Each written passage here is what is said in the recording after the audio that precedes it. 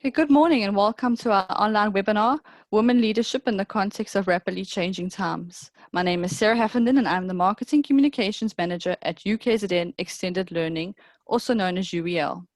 So in case you are unfamiliar with UEL, we are the continuing education unit of the University of KwaZulu-Natal and we offer all of the short courses on behalf of the university. So we introduced these webinars as we were in full support and compliance with the directive of a national lockdown, which was issued to address the COVID-19 pandemic. So we embraced the changes and we launched a number of projects aimed at providing free access to learning materials during this lockdown period. So one of these projects is our online learning webinars. Our webinars will continue throughout September and will be offered once a week on Tuesdays at 10 a.m. But please do take a look at our final slide at the end of this webinar for further details on upcoming webinars, or you can visit our websites at www.ukznextendedlearning.com. So please note that due to the nature of this webinar, we will not be able to address questions and raised hands throughout the presentation. So please would you post all your comments and your questions in the Q&A box, and these will be addressed at the end of the webinar. We will also allow for live questions at the end. So if you would like to ask your question live, you can just raise your hand and we will open up your mic and you can ask your question. So I'd now like to introduce you to our guest speaker for today, Dr. Pinky Mthembu. So Pinky holds a PhD in Educational Leadership Management and Policy, which focuses on the district leadership role in supporting teaching and learning in South African schools. Pinky is a lecturer at the School of Education at the University of KwaZulu-Natal. She teaches and supervises students at a postgraduate level in the discipline of Educational Leadership Management and Policy. Before joining the university, her work experience spans over 20 years in secondary school and pre-vocational school education as mathematics and engineering, graphics and design teacher, a departmental head and a deputy principal. Pinky's research interests are managing organizational change and its complexities, gender and leadership, school district leadership, as well as leading and managing teaching and learning. She has presented in local and international academic conferences. So welcome, Pinky, and over to you. Thank you very much, Sarah. Good morning, everyone. My name is Pinky, as Sarah has just indicated. My presentation today is on women leadership in the context of rapidly changing times. But the focus for today will be on working on the self. I've been presenting number of workshops, in number of workshops and in webinars, but what I thought I should focus on this time is a little bit unique in a sense that it's not only about looking at leadership in general, but it's about looking at on the self as a person. How can you enhance your qualities? How can you tap into your skills? How can you use yourself as a motivation for you to be able to lead in the context of these rapidly changing times?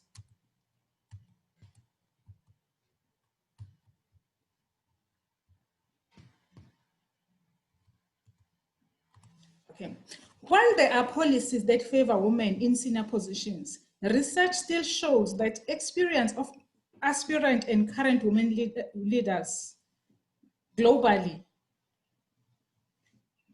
they unfortunately have issues when it's come to advancing in their leadership trajectories. A Catalyst study on global women found that women and men have the same ambition to reach higher echelons of leadership, but women face more barriers than men. Research also suggests that women are more qualified than men.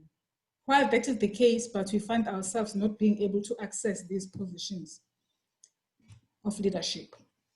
And I'm going to begin my presentation by citing the quote by our own Thuli Madonsela, who says, "There aren't enough men in powerful positions, and few in power positions often don't have enough organizational roles to challenge the men they find in these powerful enclaves within the organizations they run. As a result, speaking out is indeed risky and isolating, which means that as women rise in the hierarchy in organizations, they become scarce As women become scarce, they become even more visible and subject to greater scrutiny. Then you'll find that if a woman is in leadership position, understand that it's human nature that everyone will have his or her own weaknesses. But if it's women, it's become so clear that it's not only about understanding a woman as a human being, but because she is a woman, then we are subject to greater scrutiny. But if it's men, it's understandable because it's human nature for people to make mistakes. And I'm reading around issues of leadership in relation to women. Forbes has written a number of articles, of which most of my discussion today will be based on the articles that I found from Forbes. One of the articles say, getting more women into leadership positions does not necessarily increase the quality of leaders. When I first read this statement, I thought, what is these people saying now? But as I read, it became clear that they are saying, however, getting more talented people into leadership would increase the representation of female leaders to the point they outnumber men. It cannot be just a number game. In other words, if the focus is on more talented people, automatically women will be more represented instead of using these number games that we find ourselves in the policies. It's about numbers, it's about affirmative action. It's not about looking at the talent of people for them to get or to gain these positions. At times, women manage to succeed by mastering the current rules of the game, which promote a range of toxic behaviors, such as narcissistic, self-absorption and entitlement, faking it until you make it, and focusing much more on managing up and playing politics than on actually driving high performance in teams. Basically, what this article says that if the focus is more on number games, it then provides an opportunity. Because even us as women, we do have women who would use these politics and tendencies of narcissism for them to be able to access these positions. That is why it's important that you need to focus more on the talent than on using the number game. And an article by Tara Sophia Moore, basing it on Hewlett-Packard report, gives insight in other aspects as to why women are still scarce. She says men are confident about their ability at 60%, but women don't feel confident until they've checked off each item on the list. In other words, we as women, we are not confident enough. We always believe that I'm not good enough. But when it comes to most men, if 60% of the requirements, the men believe that 60% for me, I'm now ready to be a leader. But for us as women, we want to make sure that we want to be having all the qualities or all the requirements, yet that is not the case. Perhaps maybe you need to also understand the recruitment processes, but most importantly, the confidence that is lacking on us. Women need to have more confidence and faith in themselves. As a result, my presentation will focus mainly on self-efficacy and on authentic leadership traits, which may be key for us as women to be able to access this position and to perform well when we're in leadership positions. Self-efficacy reflects confidence in the ability to exert control over one's own motivation, behavior, and social environment. This is by Bandura, who is a physical theorist. The belief is in one's capability to organize and execute the causes of action required to manage prospective situations. It's about believing in your own capabilities, not wait for someone to tell you that you are capable enough. Those with a high level of self-efficacy are not only more likely to succeed, but they are also more likely to bounce back and recover from failure. Because if you believe in yourself, you understand that, yes, sometimes you'll fail, but when you fail, it's not like it's the end of the road. You have to pick up yourself and continue with the journey. Self-efficacy also is a trait that can be taught and nurtured. Yes, some people have mastered self-efficacy. Could be men. This is how they beat us. It's because they have that overly confidence. Though sometimes they become overconfident because they believe that I deserve to be in that position. Then there are traits or things that are important for a person to develop self-efficacy. Number one is mastery experiences. Performance accomplishment. So the most effective way of developing a strong sense of efficacy is through mastery of experiences.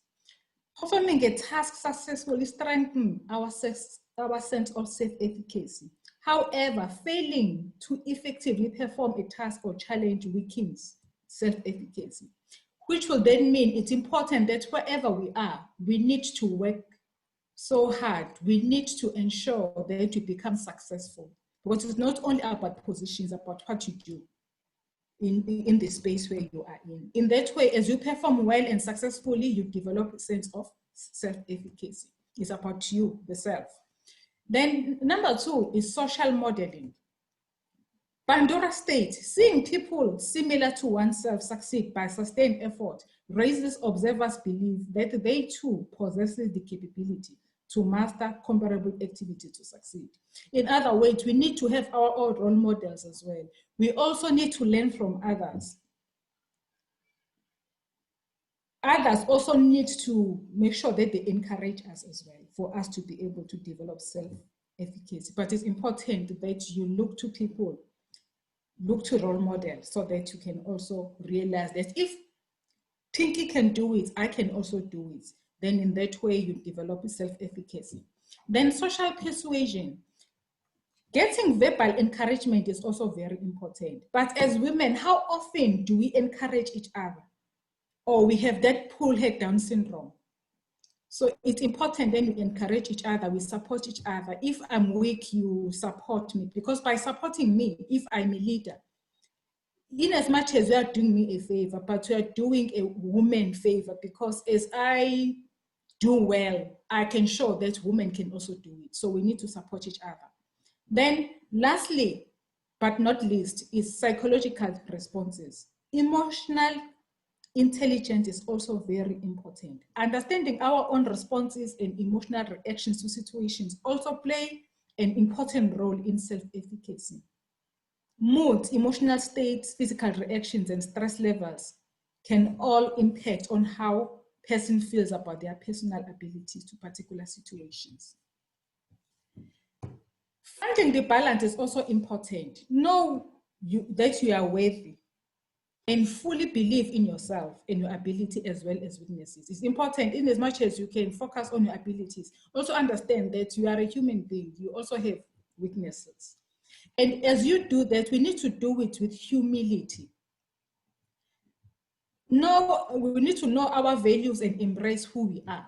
We need to take time to get to know ourselves and our core values, because core values are also very important. We need to be grounded on core values. Because core values, if you are solid in your values and your principles, nothing can shake you. Like for an example, if it's come to a point, you will say, I'd rather lose my job or promotion than losing my ethics and principles. Because the minute you lose your ethics, then you have lost yourself. But if you lose your job, you can find another job. So it's important that you protect your principles and your ethics if you are a human being, especially if you are a woman. Articulate your values such that they are shared by followers and among followers. Because as you share your values to people whom you are working with, in that way, even them, they may end up taking it from you and develop their own values as well. And sense of efficacy aligns with authentic leadership. We need to be authentic. And authentic leadership, according to Bill George, he says we need authentic leaders, people of the highest integrity, committed to building enduring organizations. We need leaders who have deep sense of purpose and are true to their core values. We need leaders with the courage to build their organizations to meet the need of all their stakeholders and who recognize the importance of their service to society. We don't need people who are greedy, who focus only on their self-interest, because whatever that we do, we must make sure that we understand that we are serving the society. And people need to learn from us as well. Why charismatic leaders? Because sometimes the focus is on being charismatic at the expense of being authentic. Being charismatic is a good thing, but sometimes charismatic leaders employ these rhetoric to persuade, influence, and mobilize followers. You use rhetoric because your aim is to influence and mobilize. But if you're an authentic leader, you energize followers by creating meaning and positively socially constructing reality for themselves and followers.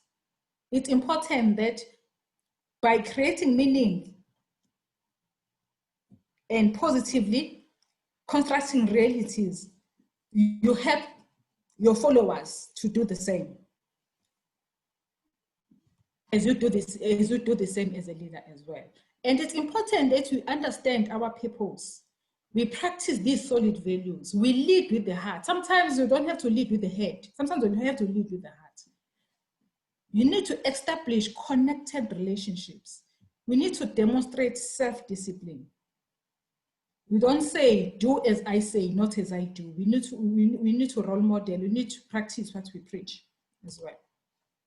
And according to David's book, authentic leaders is a cornerstone trait needed for success at work as well as in life.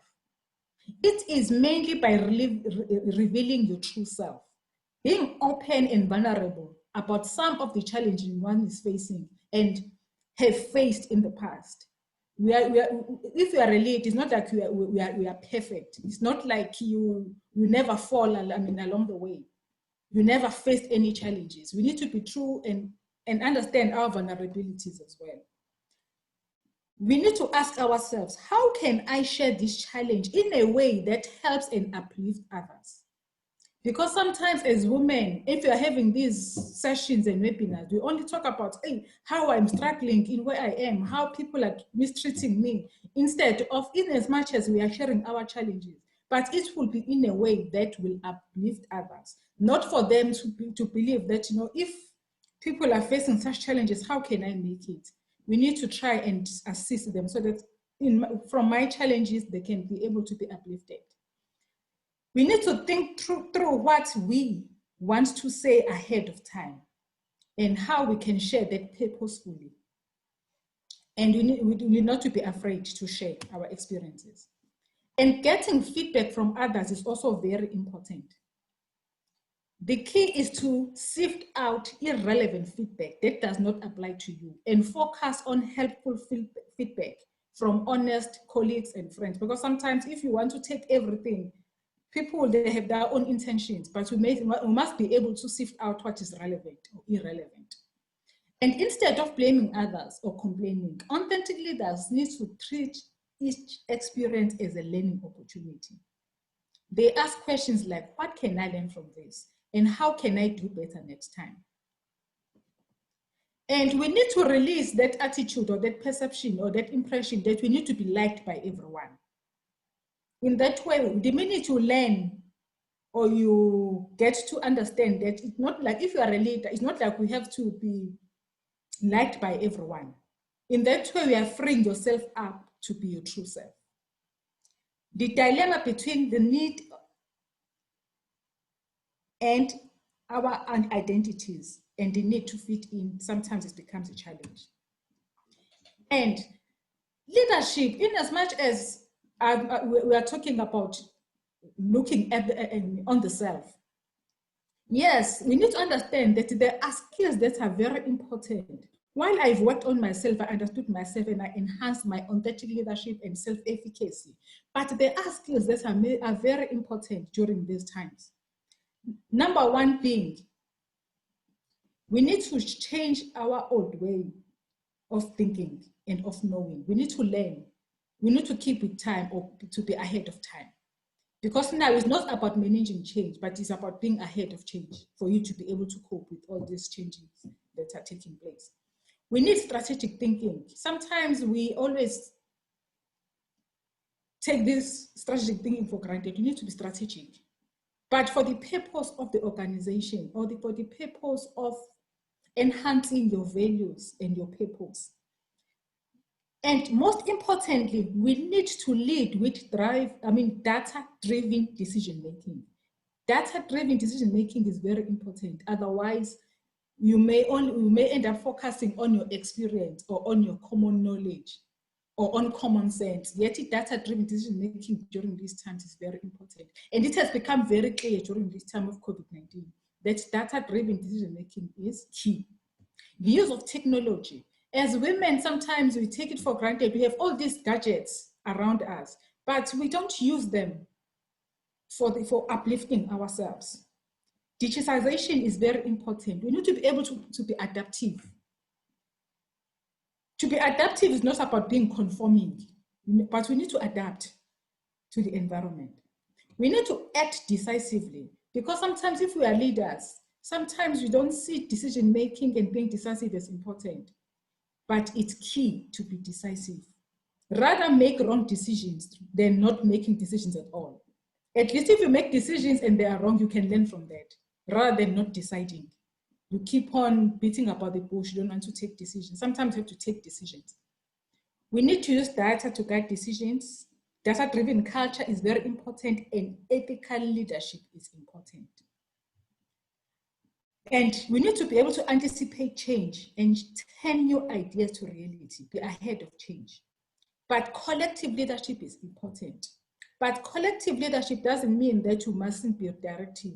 Sometimes you need to be directive, especially during crisis, because sometimes people may not want to change, but for you as a leader, you need to make sure that you are directive.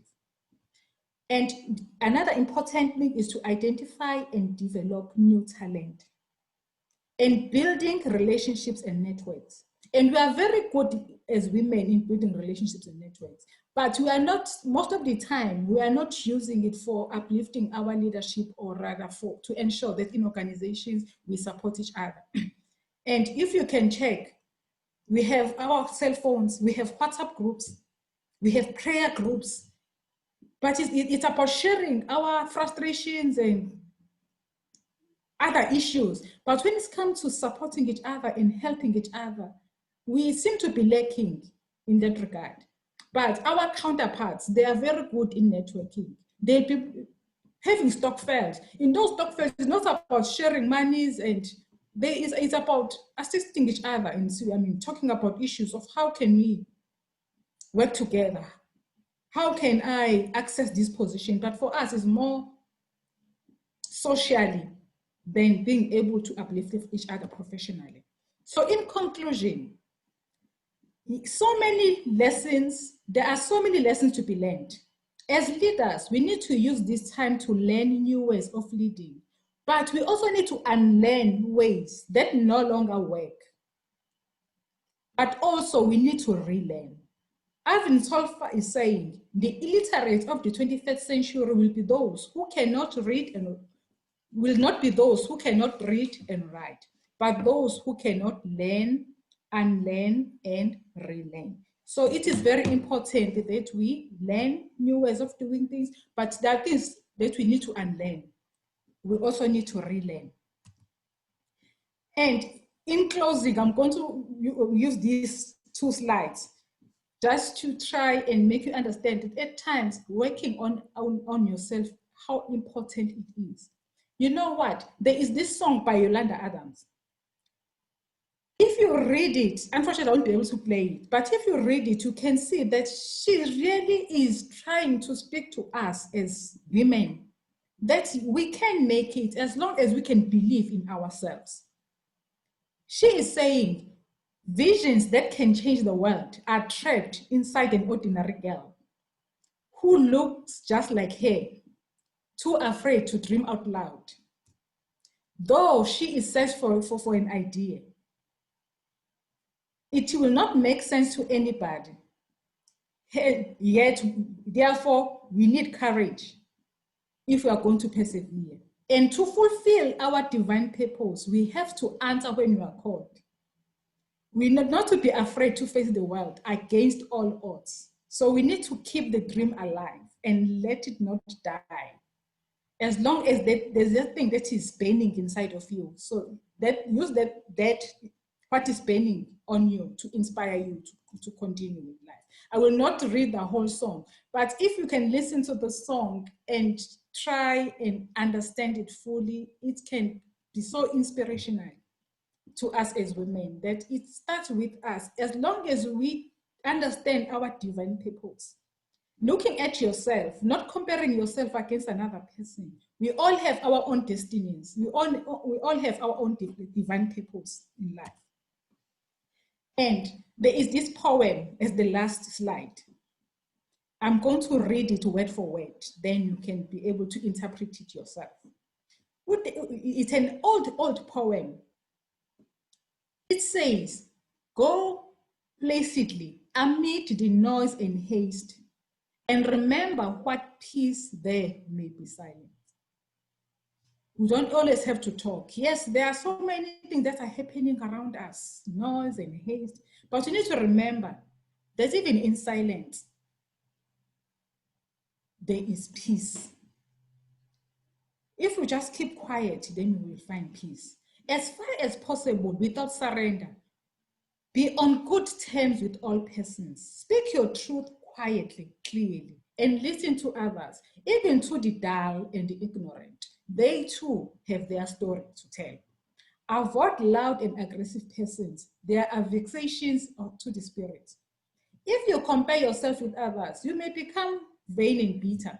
For always, there will be greater or lesser persons than yourself. Enjoy your achievement as well as your plans. It's not only about what you achieve. Even the process, you may not reach there, but also enjoy the journey.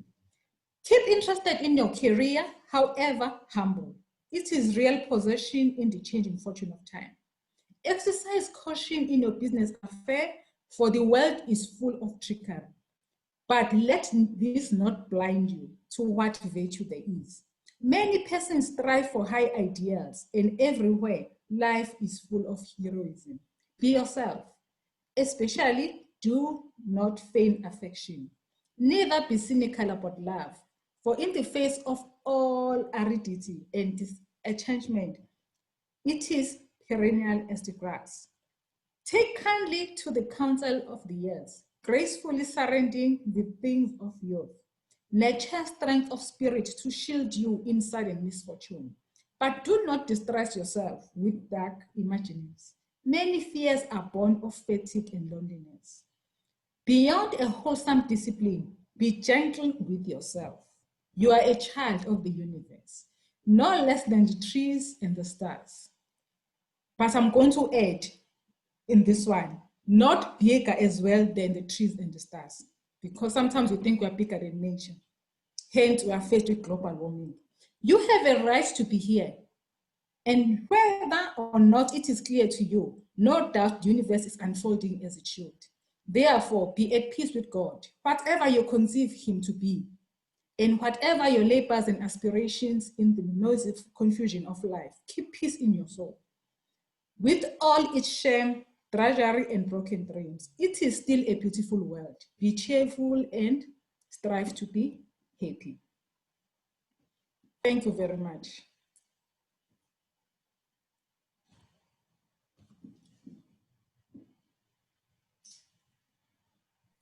I'm going to hand over. Thank you, Pinky.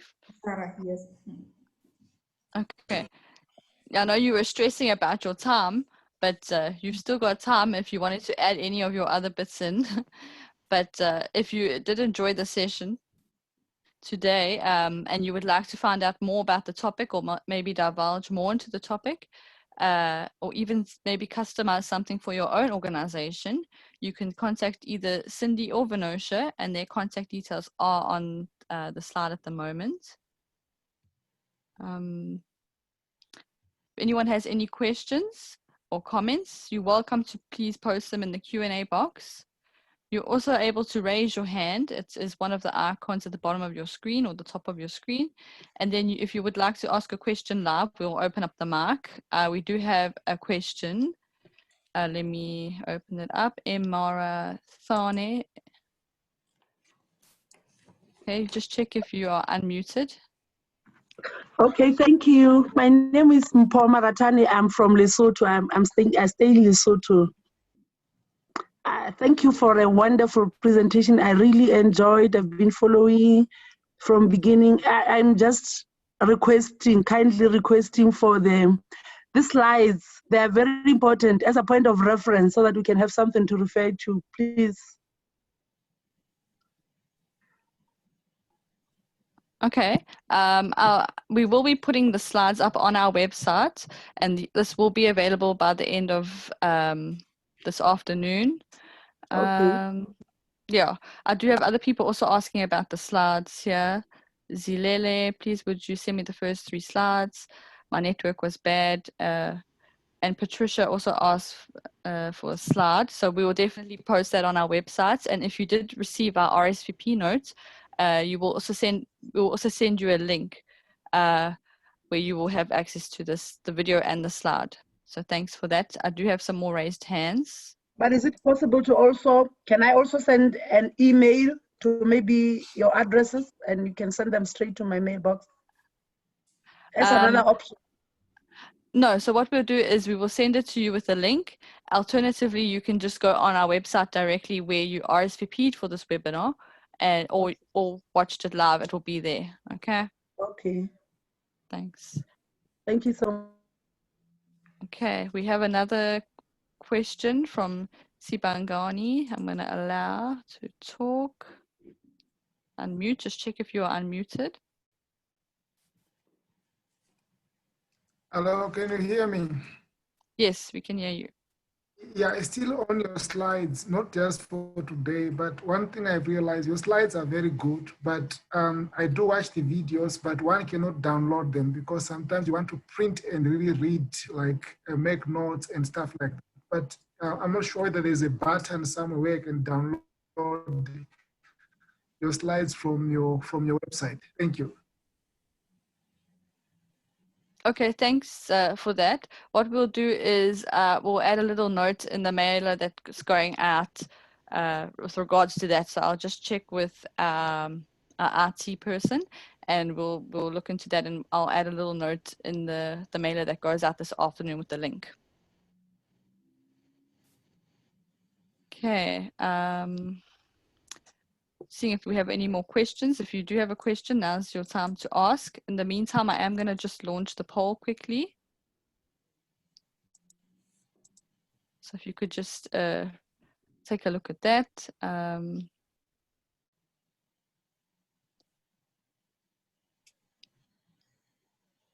So I do have a few comments that have come through. A lot of them are to do with the slides. I think everyone wants to have access to the slides. Message from Simon says, excellent, thank you. Ruth says, nice presentation. Matha Kenny says, very well presented and informative. Thank you, Dr. Ntembu. Nomfundo says, excellent presentation. Dr. Pinky, thank you. Lethe says, thank you for such an empowering and motivating presentation. Zilele says, thank you. This was an awesome webinar. Appreciated. Nontom Bidzodwa says, thank you, Dr. Mtembu. Ruth says, Nodol Ruth from Public Complaints Commission, Benue State, Nigeria. Okay, so I think she's just advising where she's from. Mfundo says, thank you regarding the slides. Monica says, thank you for your presentation, Dr. Ntembu. Fanon says, hi, I'm Fanon Kihu. This was an insightful session on self-efficacy. Connie says, thank you, Doc. Excellent presentation indeed. I do have another raised hand. I don't know if it was the same one from earlier, Sibangani, but if you have if it's okay, you've put your hand down. Okay. Yeah, if there's any other questions, you can send them through now. Alternatively, if you think of something later on, when we do send out the mail with access to the webinar, there is an opportunity to click for feedback where you can email through a question and we can always forward that on to Dr. Mthembu. Bosisiwe says, thank you for the presentation. Okay. Patricia says, thank you for a wonderful, timely presentation. I do have one more raised hand. Monica, I'm going to allow you to talk.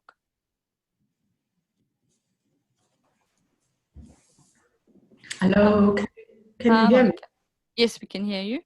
Yes, I just want to say thank you to Dr. Mthembu for the presentation. What I really liked most about the presentation was the issue of saying we need to be ethical in the way we conduct ourselves.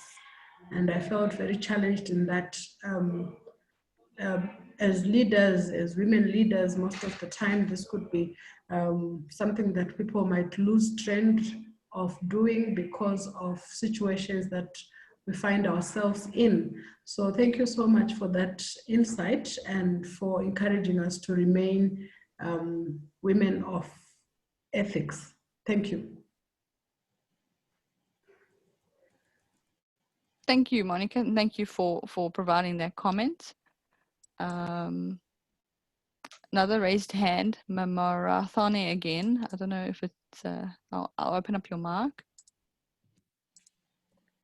Okay, thank you once again. Yes, I'm Paul Marathane from Lesotho. I'm just saying that, just as a comment maybe to say, Dr. Mthembu, did you also consider the issue of the gender dimension of this leadership? Because like the comments that you made, for example, like, okay, we need, there are not enough organizational rules to challenge the men they find in powerful positions, and other points that you have rightfully pointed out. Did you also consider the gender dimensions to the leadership thing? Because from the gender perspective, I also believe that it has a lot to do with getting women there and the type of women we are going to get there because of the socialization. Since we are most African countries are still very patriarchal, which believes that men are the providers, they are the protectors, they are leaders. They should be in the leadership positions, and we have, us as women, we have been made to believe that that is the norm, and the men are first-class citizens. Us as women, we are second-class citizens. So we have internalized it, and sometimes that's why we hesitate to even be in the leadership positions. And for the few that will break the ice and get there, that's why sometimes they don't even get the support from other women, because they've been made to believe that they are second-class citizens, and they don't believe that women can really be leaders. What can you say about that? Thank you. Can I respond? Yes, go ahead, Pinky. Okay, no, thank you very much. Thank you. And I'm happy that you are saying that it's issue of women and gender. It is indeed an issue that is not that easy to tackle. For one, if we talk of patriarchy, because most of the time we focus on women and men are this, men are this, men are treating us, men are this. But when we say patriarchy, it's so deep rooted, such that it's not that easy to deal with it. But for us is to try and see how we can work around it. My position for today's webinar, yes, for another presentations, I speak a lot about issues of gender and stuff. But for today's presentation, I then thought maybe let us look, because most of the time we always look outside. What if we look inside? Because sometimes there is a saying that say we cannot change the world, the only person that we can change is yourself. Maybe by the way you conduct yourself as a person, who knows, maybe with time, we'll find ourselves being able to address these issues that we're always faced with. Let us work on ourselves, because we know that there are policies. We've been talking, this month is about women being ill-treated, women abused. There is so much that is happening around us. But the solution is not there and easy to grasp and say this is the solution. But if each and every one of us, including us as women, can do the best we can in our own spaces, I believe, and I'm positive, maybe it's because I've enhanced my self-efficacy and authentic leadership, but I do believe that if it can start with us, believing in us, believing that if it doesn't work, for number one, like I can share my experiences. If I can talk about my experiences being women, being in leadership, sitting in the boardrooms, it may take the whole day. Maybe one day I will have to write a book. But I've been moving from like a school to another school. I can start from the first school. It was I had just started, there were no issues. My principal was a white, old male who was so passionate about trying to support everyone. Due to distance, I had to move to another school. In that school, there was a lot of harassment, sexual harassment, and being looked down as if you're a woman, you're nothing. But I said to myself, yes, you can fight. You can go to court and the report. But in the end, is it worth it? At times, you need to come to a point where, is it worth it? Let me put myself first. If it doesn't work for me, what's the point of keep on fighting and fighting? Yet it may be wrong on my side. I just left. I went to another school. In that school, it went very well until one day whereby a senior member of staff had an issue with a governing body chairperson. Because the governing body chairperson unfortunately or fortunately was a female, was like very good when it's come to ensuring that things are done correctly in terms of accountability. The women, there were issues. There were strikes and they were not teaching and anything was taking place. But during that time, it was the whole month.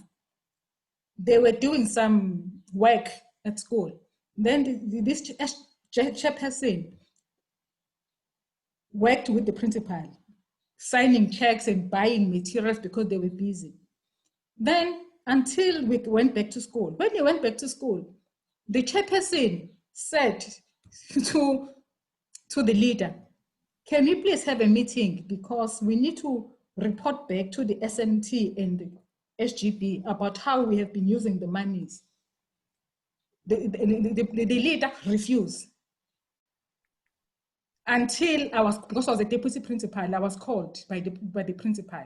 This woman, even the way he talked, this woman, he thinks I've been using monies in a wrong way. She is demanding that I must have a meeting. Then I said to him, but my principal, if really there's nothing wrong, why then are you refusing? Or why then can't you call the meeting? Because it's procedural. I was the enemy from the day. But was it worth fighting? I just decided maybe it's high time that I need to move for my own peace, for my own sake. Then I moved to another school. At times you are faced with challenges that are so difficult to address. The best way is to ask yourself, is it worth fighting for my own sanity? And I'm happy that I moved because where I went to, it became so well and I could do my work. It was so nice. And even now, most of the time I'm working with males, unfortunately or fortunately. But you can see that there are so many unconscious biases. It's not like they're doing it deliberately. I'll just make an example. There was an issue of the girl that was murdered by a partner. We are talking and everybody is saying, no, it's wrong, it's wrong. But as you talk with them, they will then say, but even you women, you talk too much. You understand? They don't understand that it's sometimes if they talk, It's because of their unconscious biasnesses that they have.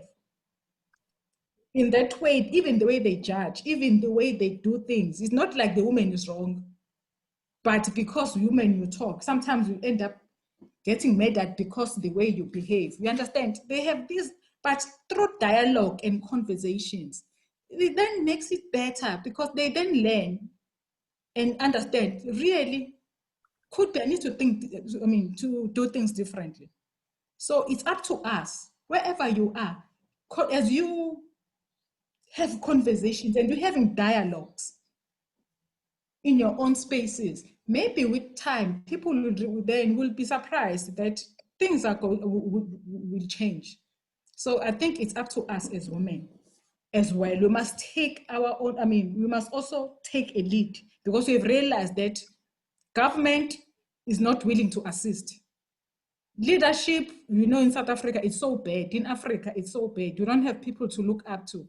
There is fraud, there's corruption. But as women, I'm projecting this light that says women don't have a monopoly on crisis leadership skills, but they might be less likely to let egos get in the way or play politics with crisis. And we have realized there is this, I mean, Prime Minister of New Zealand, how she has managed, I mean, COVID is so unbelievable because it started with her believing in herself, doing the best she can in her own space without looking at other countries as to what they are doing, without looking at what who is saying. But she then said, let me do what is best for my country. So I think it's up to each and every one of us to do the best we can in our own spaces, instead of always shifting the blame, thinking that we can change the world. Yes, there are people who are good in that, but let's do the best we can in our own spaces. And sometimes we must choose the battle that you, sometimes there are battles that are not worth fighting. That is my belief. Sometimes there are battles that are not worth fighting. For you, it's either you overlook them or you deal with them in a way that you may not put you in a center whereby you find yourself now being so emotionally drained just because you want to fight these battles that are caused by patriarchy. Thank you very much. Thank you, Dr. Nsembu, and thank you for that question. I just have a few more comments. I know Anele had her hand raised, so if you do still want to ask your question, I'll give you 1 more minute just to raise your hand again. But just in terms of comments from Lucy, I love this webinar. Thank you, Dr. Pinky. Mpo, who just asked your question, thank you very much. It was indeed a wonderful presentation. I truly appreciate from Mpo Marathane from the Kingdom of Lesotho. Zeli says, excellent, exactly my sentiment. I think this is when you were answering your question. It becomes tiring to always compare ourselves to what men's capabilities are. We need to look into and find ourselves first and uplifting others. Okay, so thank you to everyone for their questions and their comments. And thank you very much for sharing with us today, Pinky. I know you've really inspired others and tried to teach us to start with ourselves. So thank you for that. Also, thank you to all our attendees for joining us today and engaging with us in these webinars. So as I did mention, the videos and the slides will be available on our website, and we will be sending this direct link to you once it's ready. We will also look into the issue of being able to save the slides as well yourself. I will put a note about that when I do send out the mailer. But please, if you could just put the last slide, Dr. Mthembu, with the upcoming webinars, so that our viewers can see what is coming up next. So do take note of these upcoming webinars and do RSVP to secure your place. Next week, we'll be having Marlon Mudley. He has done a few webinars with us before, and he'll be talking on technology project failure, how strategic projects can affect organizational performance. And then the following week, leadership in an age of upheaval, change before you have to. And I think that also speaks to what Pinky was talking about of strategic leadership and planning before the crisis. So please also do have a look at our website. You can see all of our previous webinars and you're able to watch them from there. So please have a look at www.ukznextendedlearning.com. Otherwise, we hope that you enjoyed the session. Stay safe and we'll see you next time. Thank you.